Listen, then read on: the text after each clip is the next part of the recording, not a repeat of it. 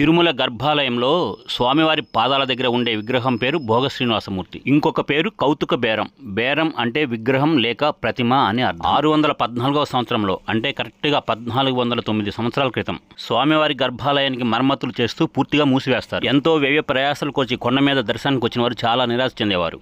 అప్పుడు పల్లవ యువరాణి పెరుందేవి ఉండేవారు. ఆమెను సామవాయి అంటారు. ఆమెకు స్వామివారి స్వప్నంలో కనిపించి నా మూర్తి ఒకటి తీసుకెళ్లి గుడిలో పెట్టమని చెప్పగానే సుమారు 2 అడుగుల వెండి విగ్రహాన్ని తయారు చేయించి గుడిలో పెట్టగా వచ్చిన భక్తులు ఈ స్వామివారిని దర్శించుకుని వెళ్ళారు. స్వామివారి పాదాల దగ్గర యంత్రం లాంటిది ఒకటి ఉంటుంది, అంటే జీవస్థానం. ఆ స్థానంలో ఈ విగ్రహం ఎప్పుడూ ఉంటుంది. ఈ విగ్రహానికి మూల విరాట్కి పట్టు తాడుతో గానీ బంగారు త్రాడుతో గానీ ఎప్పుడు కట్టి ఉంటుంది. మూల విరాట్కి ఒక్క శుక్రవారం రోజే అభిషేకం చేస్తారు. కానీ ప్రతిరోజు చేసే అభిషేకం, బుధవారం చేసే సహస్ర కళాభిషేకం, రాత్రి పవళింపు సేవ ఇవన్నీ కూడా ఈ 2 అడుగుల వెండి విగ్రహమైన భోగ శ్రీనివాసుడికే చేస్తారు.